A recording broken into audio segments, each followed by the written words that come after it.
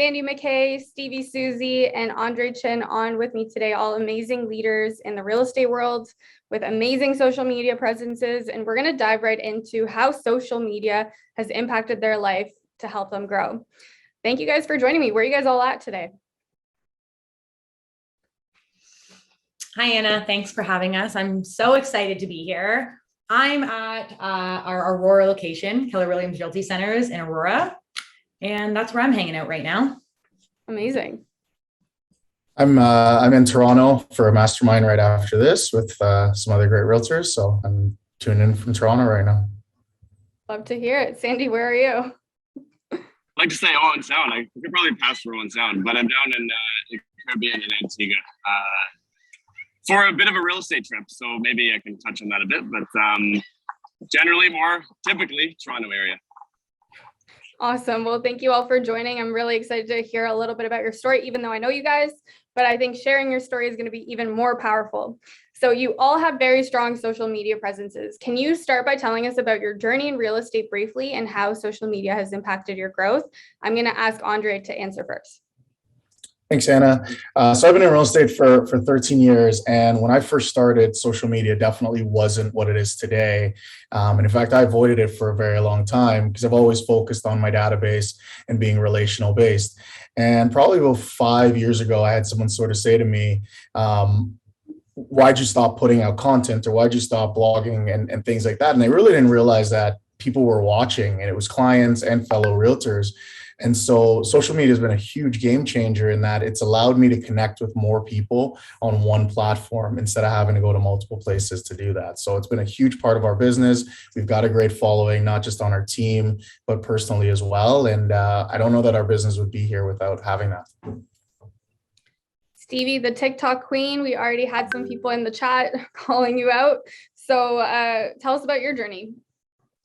Yeah, so I've been in the real estate industry for about 6 years now. And I always tell people, like, when it comes to social media, for me, I was always on social media and using it for business. But when I first started in the industry, I was not using it like strategically. I wasn't using it correctly. I just being my age, obviously, I was on social media and I had put it out that I was a realtor and all that. But it was at pretty much the beginning of the pandemic that I started shifting that and just deciding to really use it just different strategically, and using it just like Andre said, like it's a one place to connect with so many people.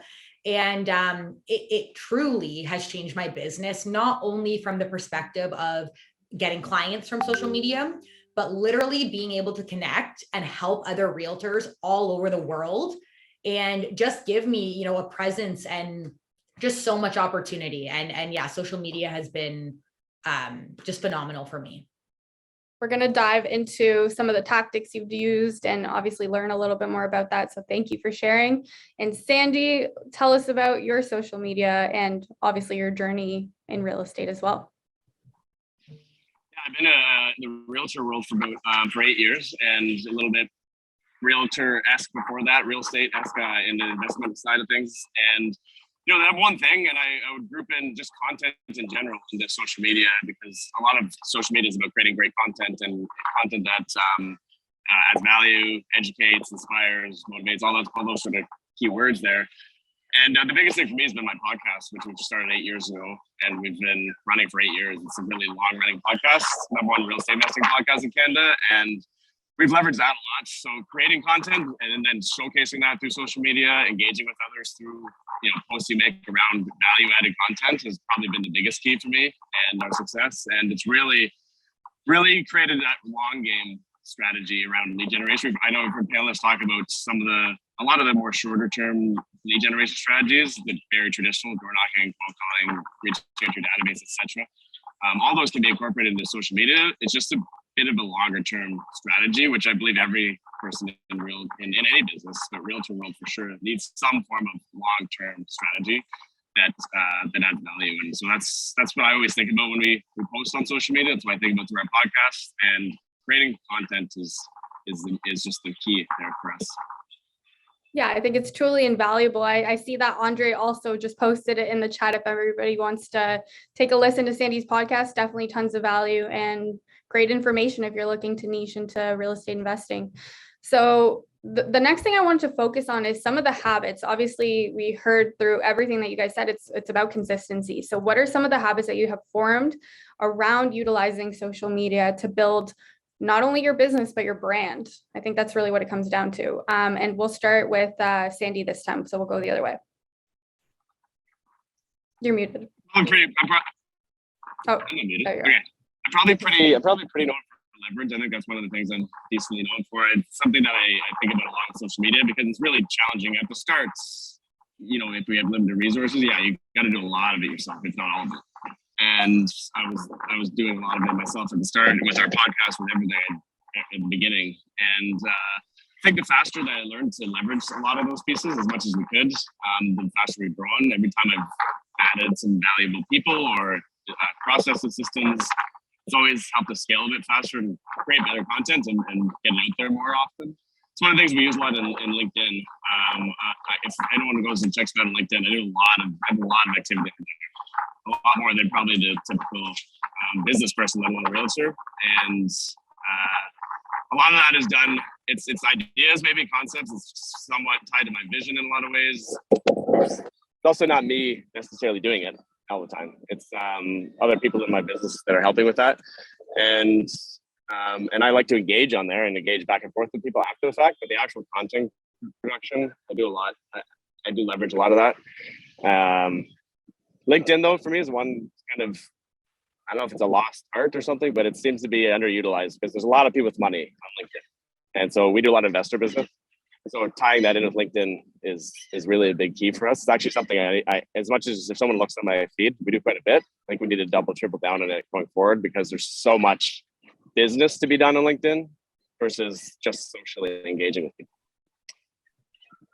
Thank you, Sandy. I think we're going to hear.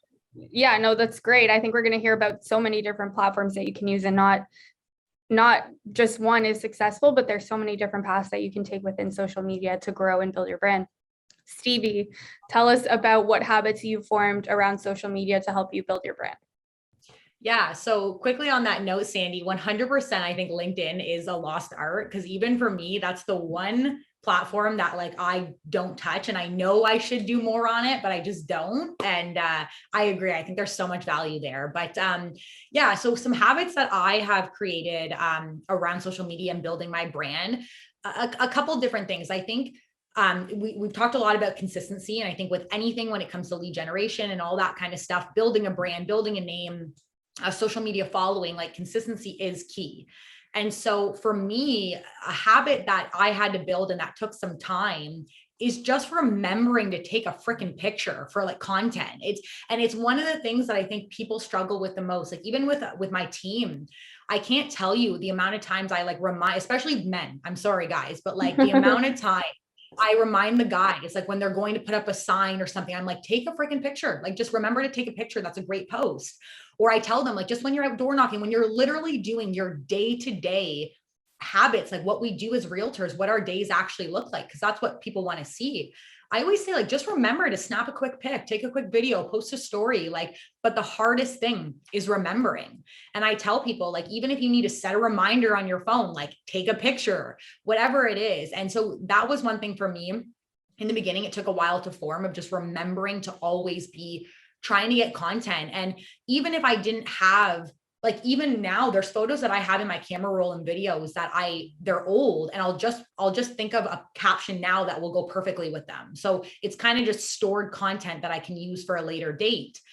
So that was a big one, just getting into the habit of remembering to take photos and get content. And then for me, building a social media schedule. That is a huge, huge one. If you've ever done like a social media training with me, that's one of the things that I focus on a lot is building a social media schedule. And what I did was I literally followed a schedule when I first started posting. I posted 3 times a week, 3 times a week minimum, Monday, Wednesday, and Friday, every other day, just to keep it simple and not bother people too much. And I followed a system where I posted a personal post, a value post, and a business post every single week. And what that meant, it's pretty self-explanatory, but like what it meant was business was something about your business. Like this could be a closing, it could be a, anything to do with your business. A value post would be anything that is of value to people. So an educational piece of content, maybe buyer tips, seller tips, like anything like that. And then a personal post was something personal, something about me and my life and letting people in to kind of know about me. And I followed that schedule to a T for months. And I really, really saw the results from that. But that was definitely a habit I had to build. Thank you. That's super valuable. I think everybody's probably taking notes right now. And I have done your social media class. There's so much value. We're going to talk about some of the platforms and how you utilize them to serve different purposes. But Andre, tell us about what habits you formed around building your brand. So I'm probably the most unorthodox on the social media side of things with both of these people. Stevie, your class is incredible. I've been there as well. My habit was around engagement. So what I realized is, unlike Stevie, I'm probably not going to take as many pictures, or I'm probably not going to engage in that way in terms of putting stuff out there. But what I realized was my social media also became part of my database. And so just like leads, listing, and leverage, I kind of followed that. And then I followed the MREA for the prospecting based marketing enhanced. And I just treated it exactly the same way. So a lot of my social media became engagement, commenting, messaging, and getting people to interact with me so that I could expand my reach and find more clients that way for our team and for myself. So it started in that way. And that was the habit that I definitely had to create. Now I'm getting on the content side of stuff, and similar to what Sandy mentioned, leveraging that out if you're not the best person to do it. And the constant reminder there is to post or to send stuff or to take pictures or create videos, create reels, that sort of stuff. So that's the second habit now I've started to work on, is at least every other day, I've got to create a piece of content so that we can get it out there. So those are the two habits: engaging every single day. It's easy to forget about it and to not always have it at the forefront of your brain. And then turning around and going, okay, now I've got to create content on a regular basis. And what's that content going to look like? And so similar to what Stevie talks about in her class, just talk about what you already know.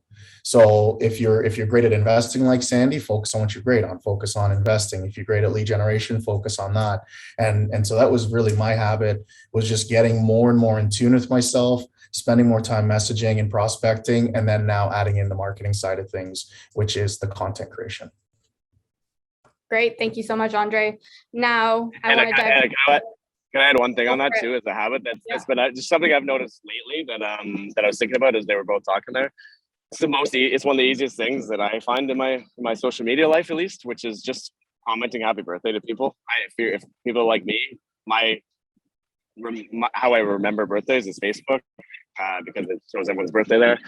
And the amount of people that I've connected with over the last year or so, I've only been doing it really consistently, like literally every day for probably a year and a half. And the amount of people that I say, hey, happy birthday, and I barely know them, or I kind of forgot, or we haven't connected for a couple of years.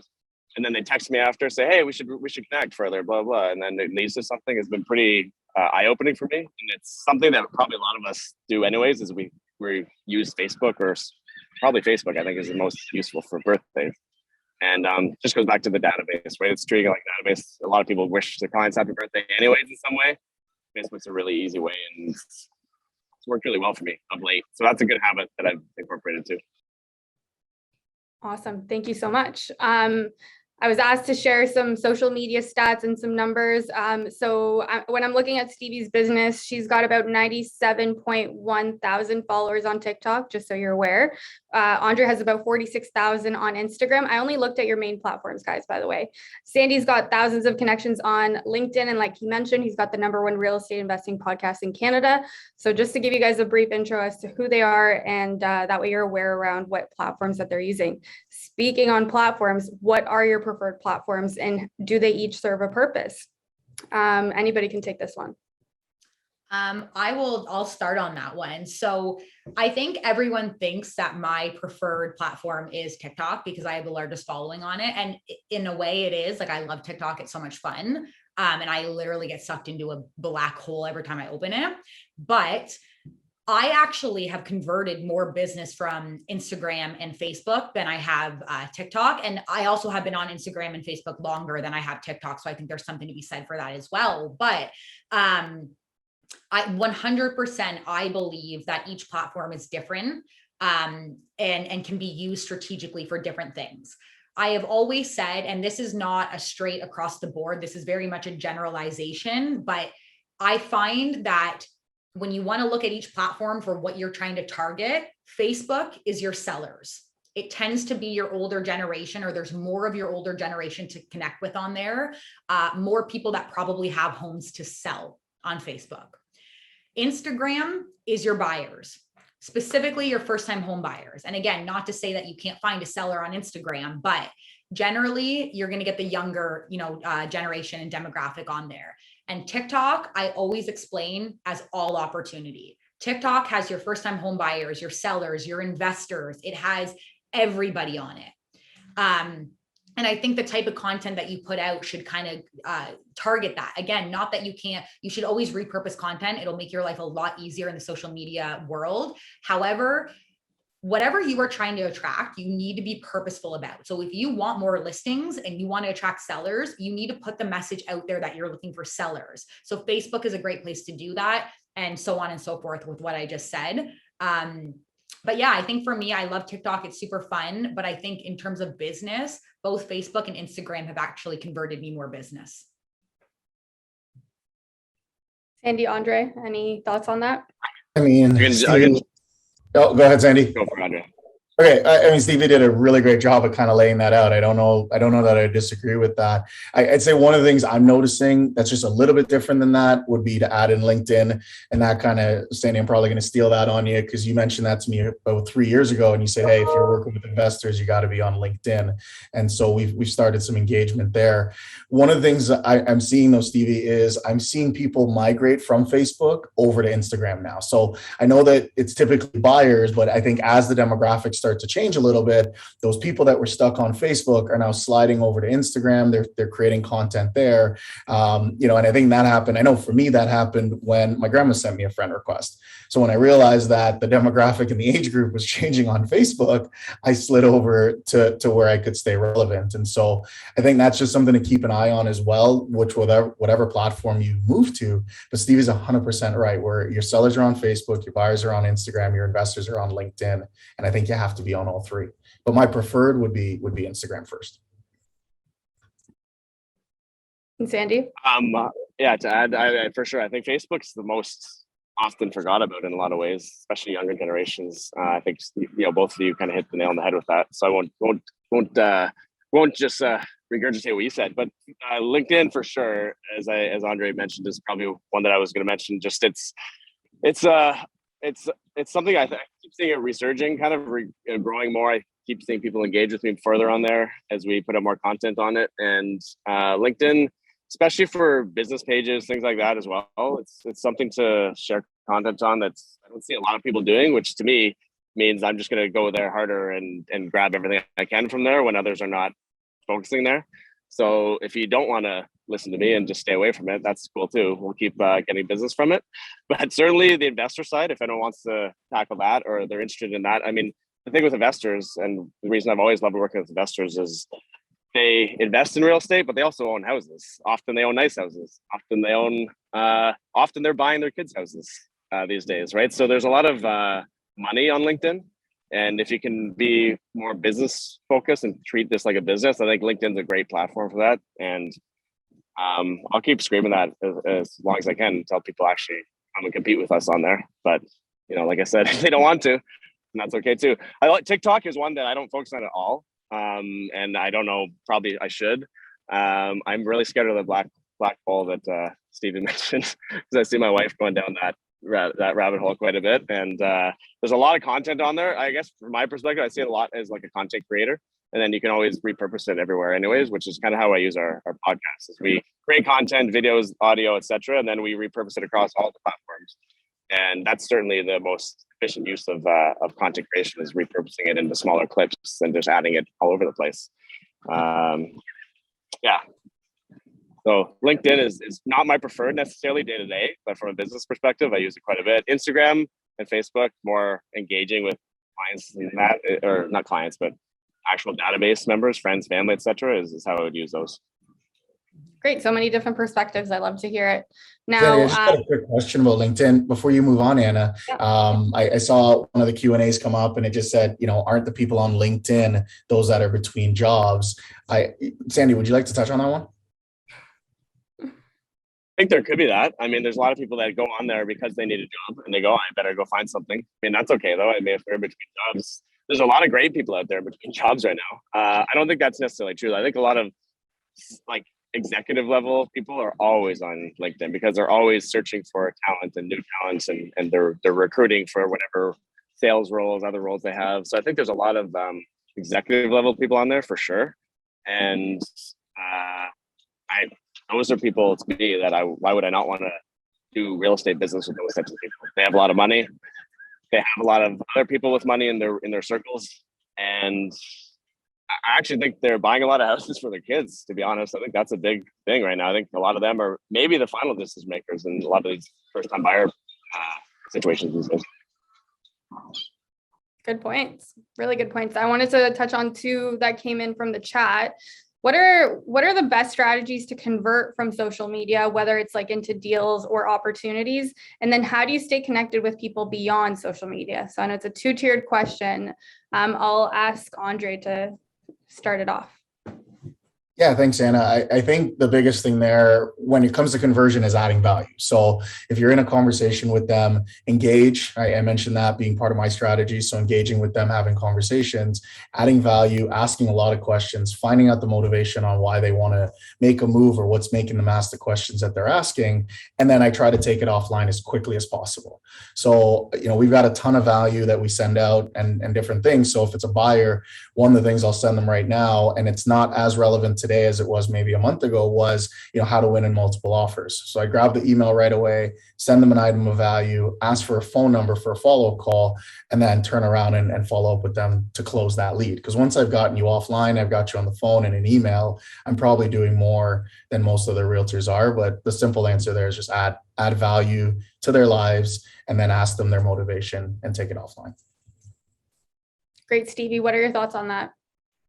Yeah, so this might be a little bit long-winded, a bit like a two-part kind of answer, I guess. But I think the way that I look at social media is kind of like a second database almost. And you may have obviously overlapping people that you actually have in your database, like your CRM, but there's going to be a lot of people you have on social media that aren't actually a lead that you've put into your database. But it is a database. It's a database in itself. So the way we work a database where we always talk about touches, right? So email newsletters, follow-up calls, all that kind of stuff is a touch. And the whole point is to always be staying front of mind as much as we can. Every single time you post on social media, whether it be a story or an actual post or both, that is a touch to that entire database that you have on social media. Now, the difference, the key to actually converting that database when it comes to social media is remembering that it's no different than any other form of lead generation. You still need to be having conversations with people. You still need to make those contacts. So them seeing that picture of you, the same as them receiving an email newsletter from you, it's a touch, but it's not actually a contact. So you need to be actually reaching out and DMing, direct messaging and having conversations with people. That's how you actually capture a lead, right? So social media is extremely powerful, but you can't forget the conversational side of it. If you're just posting on social media, it's not enough. So you need to be following up with actual conversations. Once you get a lead from somebody, it is no different than converting any other lead. It's follow-up, it's nurturing it, it's providing value and everything that Andre also talked about. Sandy, any different perspective from that point? And just repeat the question if you don't mind. Sorry. Yeah. So just what is the best strategy to convert leads through social media? And then what kind of follow-up process? I agree with Andre definitely when he said, getting them off of there as quick as possible is usually pretty good. I get challenged with having Facebook Messenger, Instagram DM, LinkedIn direct message, all these different direct messaging type platforms. So I always try to funnel them to one place to make just my life easier and also have some sort of process that you can follow with that. So that means usually calling them into some sort of a formal meeting of some sort, like a formal conversation, whether it's a Zoom or a phone call or some form of a meeting. Typically, if I sense it's a legitimate lead, or it's just directing them to one of our other content platforms like our podcast. If they're asking about investment questions, it's like, hey, go check out episode number whatever number, and maybe that answers it. If I sense they're not overly serious yet and it's not maybe worth a full-on conversation. But I always think about systems and processes for that, right? Because it's hard to. I like to leverage things as much as I can. It's hard to leverage anything that's not systematized, and so having other people help with that has been a big key for me. I know someone's asking about burning yourself out. Don here is asking about how to not burn yourself out with content creation. It's the same thing with following up. Like how do you not burn yourself out with all the follow-ups that happen once you make a post that's actually getting a lot of engagement? And to me, that's always comes back to systems and gaining some sort of leverage, whether that being having other people help you or virtual assistants or someone on the team, etc. And that's been a big key for me, is just leveraging, funneling them to one place and then adding those little leverage pieces to help make it not as chaotic.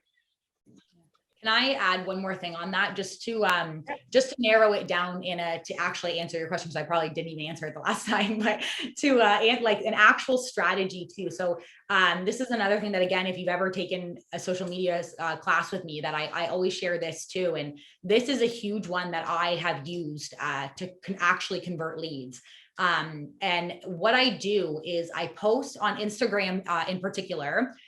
I post a poll, right? Because you can create a poll on an Instagram, like on a story. And I will post a poll and I will say something along the lines of like, are you looking to buy your first house this year? And I'll make the two answers yes or probably next year. So they're technically both yes answers, but they're just different timelines. And so I will go and look at the results. And so it's a way of making people come to you and actually kind of show you their cards, like that they're thinking about it, that they have a plan. And what I do is anyone who said, yes, I'm looking to do it this year, I reach out to immediately. And any other timeline, I'll take a screenshot of the results and I'll keep track of it. And the next time I post a poll in, a few weeks or a month or whatever, I keep track of those people and I see like, has their timeline changed? Has anything else changed? And I connect with them. But that's one way that I have learned to really convert social media leads, by making them come to me, tell me if they have a plan or not, and then just keeping track of those people. Nice. That's very actionable. I really love the use of polls as well. That's great. That was a big nugget. I hope everyone took that one down. That was a good one. Yeah. Yes or yes. Yes or yes. I love the answer for both yes. Yeah. Awesome. So you are all leaders on this call. You lead people, you lead systems, you lead businesses. How does social media play into your role to grow your business? Talk to me about that. I'll start with Andre again. I think the easiest part there as a leader being on social media is I can touch more people. And Stevie mentioned that earlier in her conversation, where we have the ability now to speak to our entire database, and most of your database is probably following on social media as well. So it's just an incredible touch point to add value to their lives, to talk about upcoming events, to direct them where you need to, and to keep that constant engagement and to stay relevant. It's not their job to remember us, it's our job to stay relevant. And I think social media as a leader, as a realtor, whatever industry you're in, is the easiest way to do that. Succinct. I love it. Stevie? Yeah, I think for me, everything that Andre just said, 100%, because it's just an easier way to stay connected with everybody. But I also think too, there's something to be said for social media, like having a following on social media tends to give you credibility, like whether you deserve it or not. There's some form of credibility there, right? Like Andre doesn't have 46,000 followers for no reason. Like I don't have 97,000 followers for no reason. Sandy doesn't have the #1 podcast in Canada for no reason. Like, whether they know much about you at the time when they follow you or whatever, they already have decided that something and that you're valuable, because there's a reason why you have so many followers and all that. And I think when it comes to kind of building that brand, that credibility really, really helps. And Sandy, any other thoughts differently from that? It was a perfect segue, because I was going to mention the brand building power of it, and the fact that there's direct lead generation type components to it, which is certainly useful and valid. It's also just the long game, right? The long-term brand building that you can build around it, and the mix of mixing personal and business and back and forth, and building your personal brand at the same time aligning that with your mission and your business. There's so much of a a good brand connection there that you can build over time. And part of our brand, I'm wearing the hat of freedom around that, and doing stuff like this from the beach, and that kind of ties in. If I was doing a social media post right now, tying it in with investments, with investing in real estate, freedom, building that sort of wealth, that sort of thing. Like I would tie all that in together, and social media is an amazing place to be able to do that, to brand build both personally and your actual business as well, and connected to. So throughout this conversation, we've heard a lot of great points and a lot of great action items as well. A lot of what it comes back to is educating and inspiring through content creation. And I think Sandy mentioned that, and both Stevie and Andre also mentioned that. Now, before we wrap up, I have one last question for you for our listeners today, and then we're going to head into the Q&A session. What do you all foresee social media evolving into over the next few years, and how can we stay ahead of the game? It's a long-winded question. I'll give you a second. That's a big one, Anna. I'll jump on that one first. I think we're going to see more and more video creation. Seems to be the way things are headed. I think Stevie's kind of ahead of us all with being on TikTok, but there's so much data that humans are getting on a daily basis, constantly. We're inundated from the minute you wake up to the minute you go to bed with information on screens. And so quick videos, short, like Stevie's doing on TikTok, I think is going to be the future. And then obviously they're talking about Meta, which will take you into the VR world, but it'll still continue to be short videos, quick content, lots of value quickly, and capturing that audience within less than 15 seconds. I think social media in general is just, I mean, it's already the way of the future, but I really think social media is like the way of the future. Like if you even look, and not even in particular, like talking about just, Facebook, Instagram, TikTok, all that, but just in general, like I think if you look at where we've come in terms of even just the way we stream TV and stuff like that, I think soon enough, like YouTube is going to be the next Netflix, which it already kind of is working its way to that. But I just think that is where the future's headed. So if you're not on social media, you're doing a huge disservice to your brand and to your business. And I think also, 100%, the short form video and video in general, video will always be more powerful than post or text or whatever. So I think the best piece of advice that I can give is if you are not comfortable on video, like get comfortable, like start working at getting comfortable, because it is so valuable. I hated that reality of it for a while, Stevie, but that's a really good point. So it's almost I just had to convince myself of that, because I don't feel like I was born to be a video whatever celebrity or anything.